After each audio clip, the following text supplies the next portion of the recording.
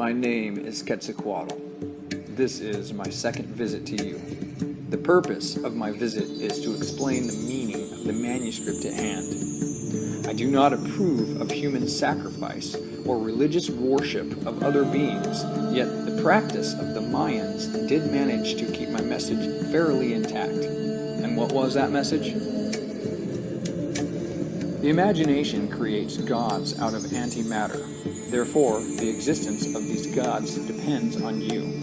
Yet since imaginary objects have a reality of their own, the situation is complex. In our world, objects are real and symbols are imaginary.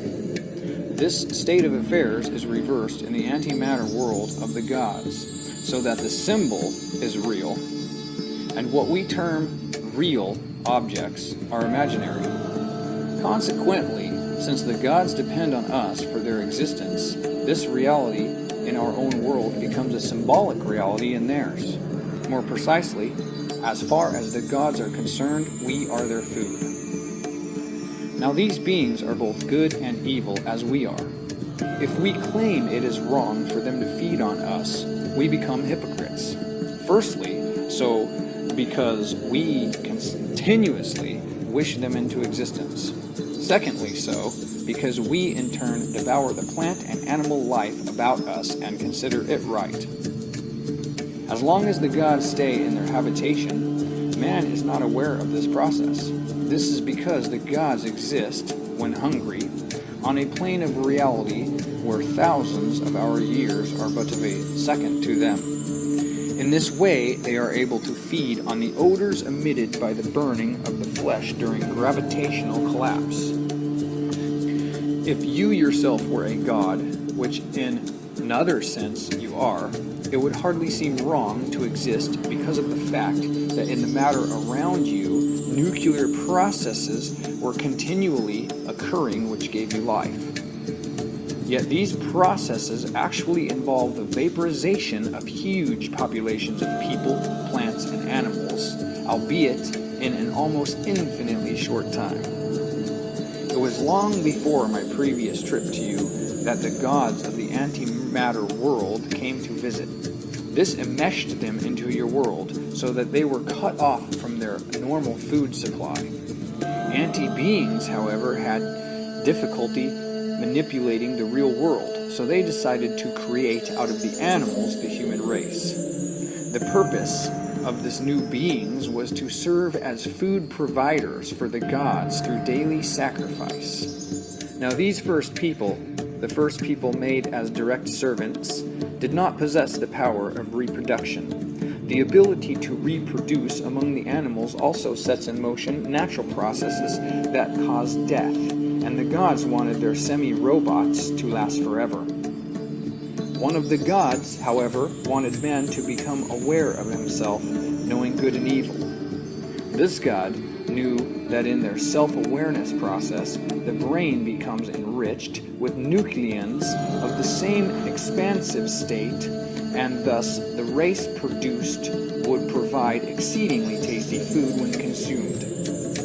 The snake of awareness, therefore, caused the eating of a fruit which chemically interfered with the experiment and made man become aware of his own being. There was now great danger that these semi-gods would yet eat of another fruit which could block the digestion process and put them on an equal footing with the gods themselves. This could not be allowed to happen at that point in time. For once man is immortal, he will recognize the gods for what they are, figments of his imagination, and no longer feed them with their own bodies and their blood. Now the evil god has from time to time convinced man to sacrifice of himself. There is a certain element of logic in his approach in that he maintains that it is more noble to sacrifice one's own to the gods rather than other species. The good god, on the other hand, was content with the vapors of animals and plants just as man is content with the flesh of them. It is to be understood that the previous is not to be taken purely in an allegorical sense, for the allegorical to us is real to the gods and vice versa. Further, part of our real world contains a small imaginary core, and part of their world contains a real core. So that interaction of the two complex variables is a reality in both worlds. The good God knew that eventually all flesh must be served on the dinner table, so to speak, at the end of the galactic cycle. This cycle ends at different times, although for a given soul this does not appear to be the case. He therefore decided out of love for his creations to buy certain of the persons out of cycle, the price being his own flesh and blood as food for other gods, and in the deepest sense for himself. To be sure you understand this statement, there can be no forgiveness of sins without the shedding of blood. Consider carefully that only a living God can forgive. Put purely in terms of the matter-mind, there can be no ignoring of failure of the experiment in the Garden of Eden without substitution made by the chief God himself. Now, when the non-safe persons are vaporized, their souls are destroyed or lost. That is, self-awareness no longer exists. The saved persons, however, have been bought by the blood of a Savior out of the hands of the gods and are transferred to a matter world in the future. This matter world is constructed by eons of faith through the use of the partially real forces of the imagination. But the evil gods know that they too will die when the persons sustaining them die. Given the nature of evil, they are infuriated that some persons will escape the final feast and tremble for their own demise. I do not want you to be deceived. Most spirits from beyond are capable of granting powers and of explaining knowledge that they've been allowed to explain, although they themselves have no understanding. But the test of whether they deceive you for their own stomach's sake or speak the truth is how they respond to the question. Did the Savior shed his blood for the remission of our sins? If they deny this, even though they know it to be true, leave them at once, for they are evil. Do you not perceive that you are in communication with the evil within your own minds when this occurs? Do not believe that the place these spirits describe is heaven. It is hell. For all parts of hell are not unpleasant until evil forces decide they should be. The world of antimatter, which is the world of dreams and hallucinations, is basically not real. It is basically imaginary. The evil spirits, however, would have you believe it is heaven based on the real portions of it. I tell you that as the end approaches, the antimatter evil gods and their antimatter good gods also have no place to hide and are forced to become visible even on earth. If someone comes to you and says, "Believe in this and you will be saved," many will resist because they intellectualize and see that the person speaking always happens to also belong to the saved group. I tell you that Jesus is not my Savior, yet he is the Savior, and his blood was shed for you. I bring not my own belief as testimony, but the knowledge from the future. But if it has become time to appeal on the basis of understanding rather than faith, must not the end draw near? When I first arrived among the Indians of Central America, they treated me as a god, even though I am only a space-time traveler from a future civilization on Venus. This attitude of theirs allowed me an opportunity to set up a system of which a record of my visit would remain in your history. Making use of the existing local gods, I drew up a manuscript which contained advanced scientific knowledge in the form of code within a code. The reason for proceeding in this manner may be understood if one thinks on the nature of the matter world. If I had merely given the information to the natives, it would have either been lost or my visit would have become part of someone else's history, not my own. If, on the other hand, I had only expressed it as a code, some ingenious person probably would have cracked it long before the discovery of such knowledge would normally have occurred. As it was, the chosen few, who I called priests, were only too glad to know the first code and never dreamt that the second code existed. My only regret is that evil forces were later able to capitalize on my drawings by convincing the natives to emulate them and so engage in human sacrifice. The first code tells the same story as that found in the Bible: creation, fall, and redemption of man, plus gives detailed astronomical tables of great accuracy. The many observatories built by the natives were not for deriving such tables, but for the purpose of allowing them to be put to use. The second code may be cracked by making use of the arbitrary starting date of the first code's chronology, or August 12th, 3113 BC. Because of the prior existence of Atlantis, the countries of the world have inherited a common zodiac of the heavens, such that various groups of stars are imagined to form pictures.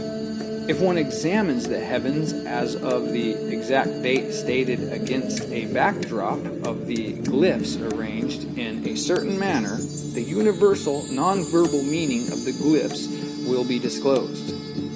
The text of the manuscript will then describe the hidden second meaning of the ideograms, which is a theory of physics called the O hypothesis. This is the same theory which I have put forth in the present age.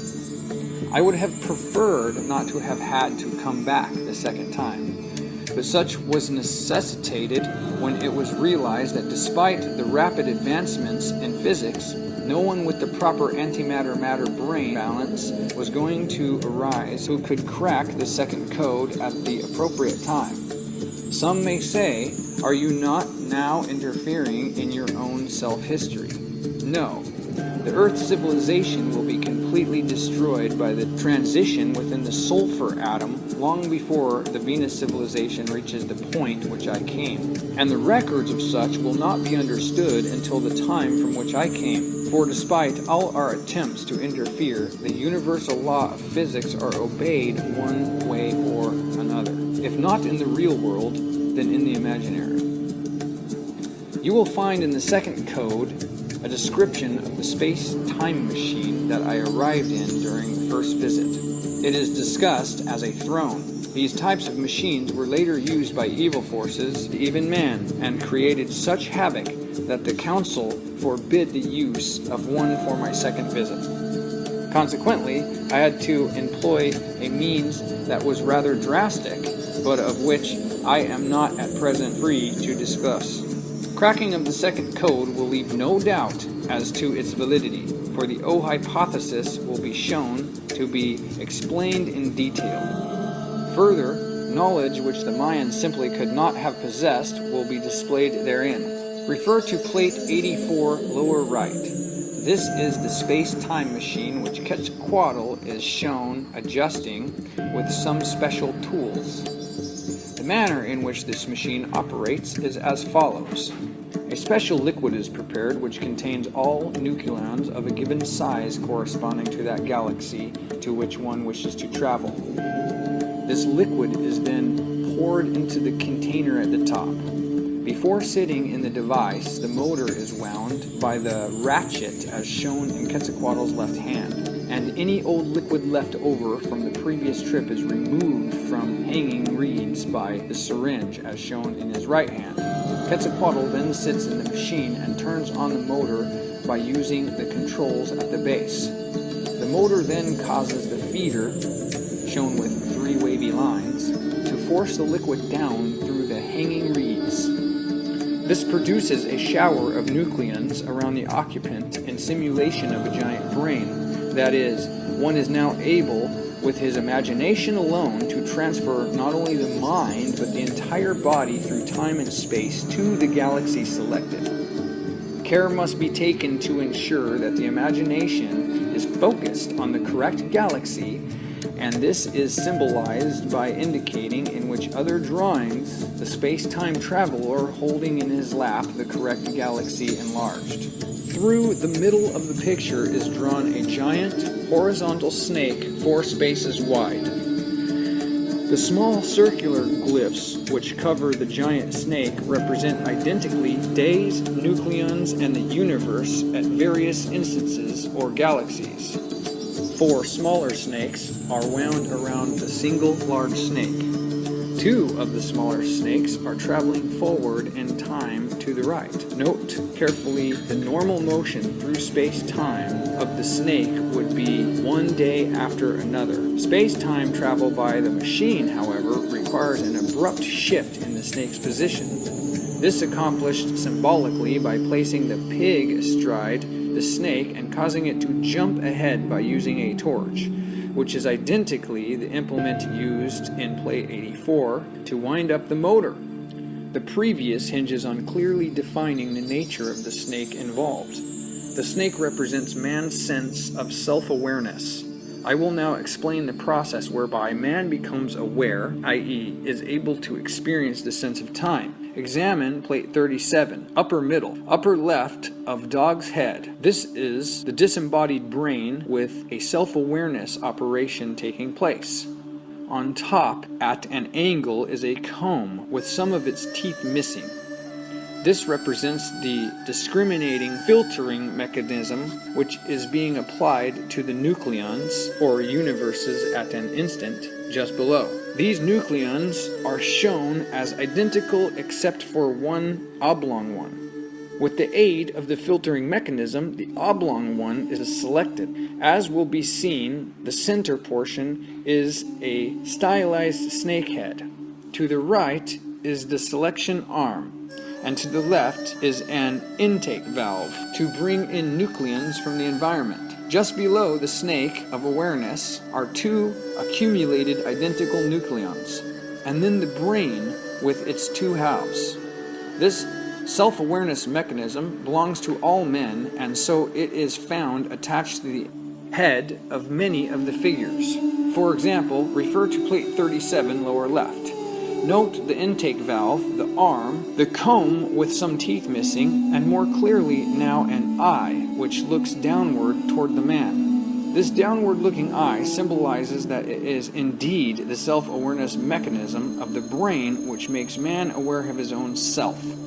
Examine also Plate 35, bottom left and right. Even Quetztlcoatl, who some believe gave birth to the universe, possesses his own snake of self-awareness, and this is indicated in Plate P1. Note that in this case the person is aware of his own awareness as shown. Some may not believe as of yet that the Mayan manuscript actually contains such deep knowledge of the universe. Examine the drawing on Plate 37, upper left. The sitting man is looking upward at the sky according to the position of his head, but his eyes are seen focus on his mind. He sees the object he is holding in the left hand not with his eyes, but with the legendary third eye as clearly indicated in the middle of his forehead. This object, which is so far away that the third eye is required to perceive it, corresponds to only one thing in the real world: a galaxy of the barred spiral type. Is it known that this galaxy is also a nucleon and exists within one's own brain and all of matter? Examine the picture at the upper right of Plate 37. Here is seen a person with a corn planting stick dropping pieces of corn into a vase. The corn represents the nucleons out of which everything is made. Careful examination of the vase shows that the nucleons are being fed into the man himself. These nucleons even make up the dog, as can be seen by their re-emerging from his breath. Most galaxies are of the spiral type, including our own Milky Way. In 108 middle right is shown an occupant of the space-time machine holding a spiral galaxy instead of a nucleon in order to indicate their identity. Note that the galaxy is giving off vapors of energy due to its cyclic collapse. It is these vapors which sustain and are pleasing to the gods. Plate 106 middle right shows that the galaxies indeed make up liquid stored within the vases. Plate 88 upper right indicates the identity of a god enjoying the vapors of a nucleon and a native enjoying the vapors of a burning galaxy. Allow the author to now recount some details of Quetzalcoatl's visit to the Mayan people in that time long ago. In plate 51, bottom, is shown the state of the natives before Quetzalcoatl's arrival. They wear animal heads and dance with spears and bones. In the middle picture, Quetzalcoatl has arrived in his space-time machine. He is shown presenting to the natives knowledge, corn, bananas, etc. In the top picture are shown the natives after Quetzalcoatl has left. They are now civilized and are seen grinding corn. While visiting the Mayans, Quetzalcoatl decided to take one of the natives on a trip with him. They made use of the space-time machine in order to travel about paying visits to various civilizations. Refer to plates 75 and 76.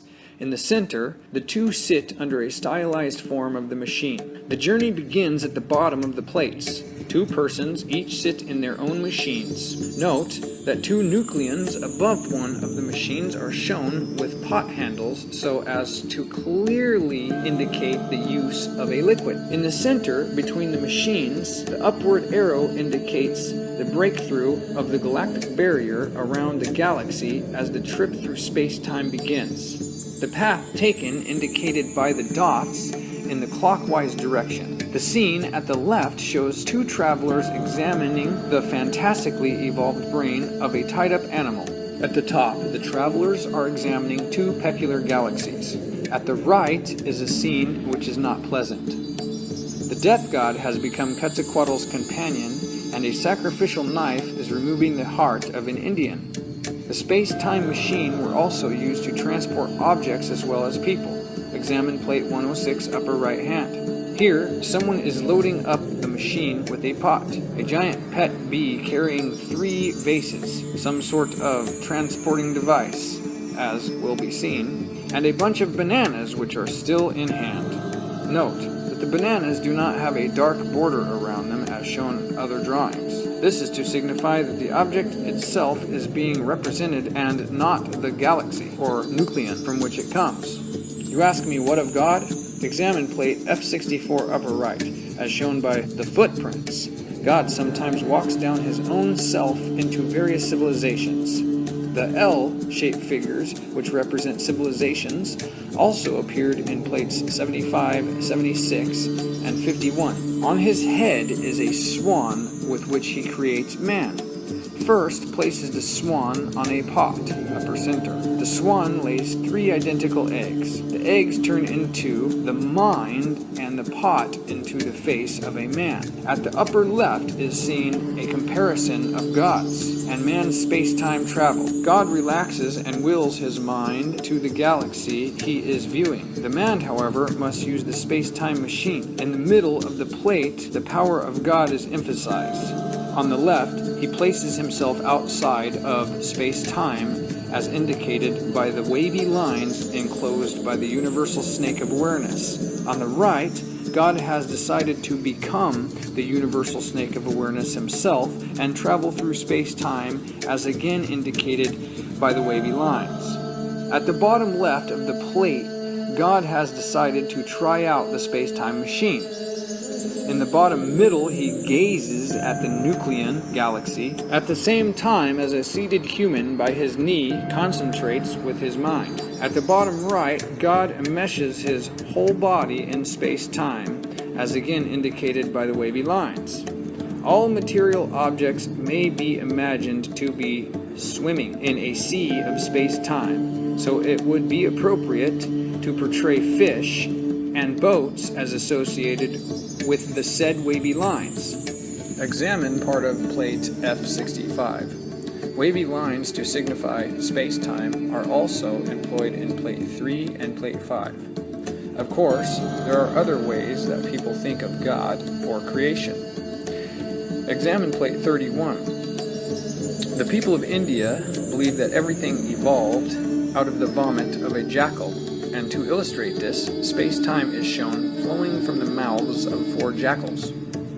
The The ancient Phoenicians believed that a great bull gave birth to an egg called Mot, and from Mot the sun and moon arose. This is shown in the center. Might not, however, man himself somehow produce his own imaginary creator god, the vomiting jackals, or even the nucleons out of which is made? This concept is expressed in plate 30 bottom. Perhaps it is more accurate to say that man-god is involved at the beginning and god-man is involved at the end. This concept is expressed in plate 30 top. Note that both are supplying out of the bowels of space-time fluid through which the snake of awareness must travel. Let us now examine the imaginary world in more detail. In order to distinguish an imaginary nucleon from a real one, the imaginary one shall be shown with a square galactic barrier. Keep in mind that one is consistently turning into the other, that they coexist in space-time, and that what is imaginary or real depends on the location of the observer. As a further aid to understanding the world of the imaginary figure shall be portrayed in a darker color than the real one. This is particularly striking in the original color manuscript. The elephant god is imaginary, as shown by his dark color, and exists outside of space-time.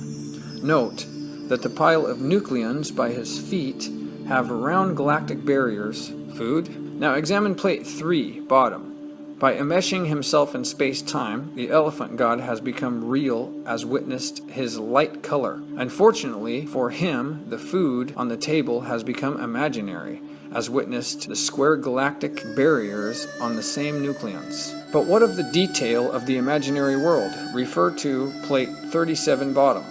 The man on the lower left is meditating. He is sending his self-awareness mechanism aloft in the mind of a bird which is shown attached. Note the strange objects that are being perceived. The man on the lower right is using drugs to escape into the imaginary world, as symbolized by the hallucinatory weed attached to his third eye. It is important to note that he does not have a good control over his awareness as the meditator, for his self-awareness mechanism is shown reversed. Examine plate 35. On the right is shown another sower of nucleons. He is dreaming as indicated by the wings and cloud coming from the top of his head. Note the detached, floating brain in the upper center. Notice that the self-awareness mechanism is removed from his head and now acts as a unit by itself, as it sits in the pot at the center of the picture. Its control over events is not smooth, however, and this is symbolized by the two segmented portions of the snake of awareness underneath the pot. Note the fall of the two men towards the infinity sign on the left. In plate 35, we see Quetztlcoatl and a self-aware dog have acquired some control over the dream state. The dream state exists as still indicated by the independent awareness mechanism, but the participants have somehow gained partial control over their dreams, astral travel, as indicated by the reversed mechanism on their heads and by the clear picture of Quetztlcoatl motioning the snake of awareness to come out of its segmented control. One wonders what he and the dog are discussing. The end approaches. Examine plate 64 top left. When the snake of awareness reaches the point of sticking its nose into the vase to see where the energy comes from, the result is a damaged and burnt nose, and as seen in the top right, the snake sleeps.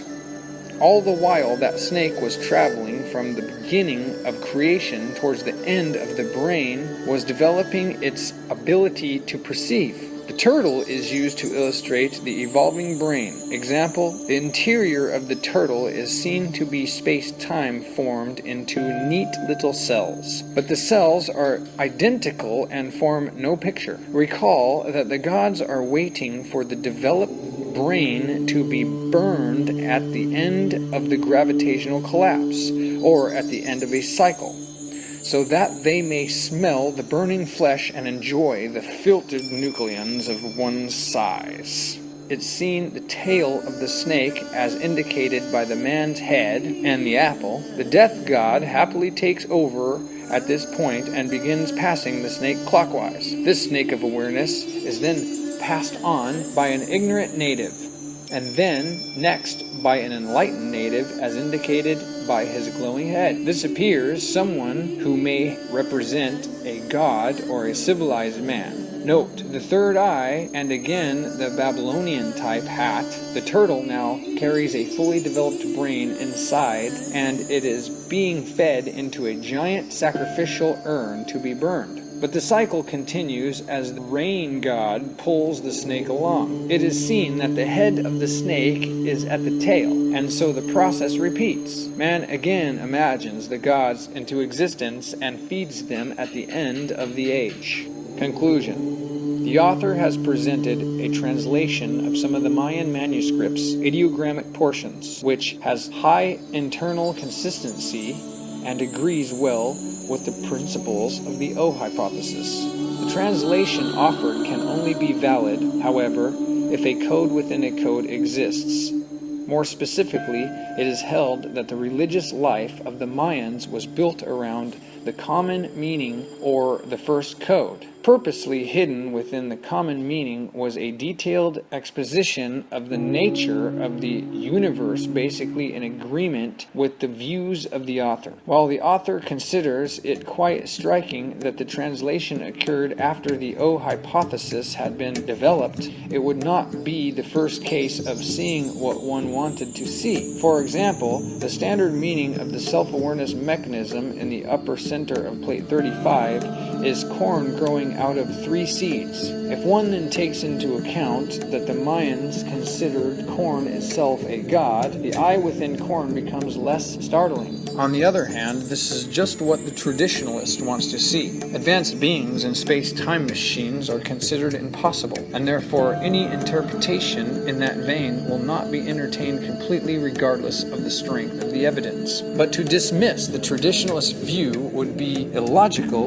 in consideration of the testimony of the present beliefs of the Mayans. Thus, a proposal of code within a code seems the only alternative if the author's translation is valid. It must be emphasized, however, that the first code is not yet broken. No paragraphs yet exist within any certainty, only phrases built by speculations concerning the glyphs and some of the ideograms, and the phrases themselves are held to vary radically depending on context. Thus, in opposition to what appears to be tendencies of the first code, the proposed second code allows basically only one meaning to each symbol, regardless of context. Further, the only time different symbols are used in the same context is to illustrate some property of equality. Many ancient peoples held in common a worship of the snake with a bird's head. Keeping in mind the prophecies of self-awareness, the following quotes from ancient Egyptian and Phoenician sources are at least curious and serve as a fitting conclusion to this paper. Tautus, and after him the Phoenicians and Egyptians deified the species of dragons and serpents as having the strongest breath of all crawling animals. He declares that the serpent belongs to an innuous matter and has a speed that nothing can surpass because of its breath. Without feet, hands, or any of the external means that other animals have, it performs all movements and exemplifies the most varied shapes. It gives whatever speed it wishes to the helixes it describes in its motion. This animal does not die a natural death. The Phoenicians call it Agathodaimon, the god spirit, and the Egyptians call it Nep, giving it the head of a hawk because of the energy of that bird. The first and most eminent divinity is the hawk-headed serpent, which, when it opens its eyes, fills all the first endangered earth with light, and when it closes them, light is succeeded by darkness.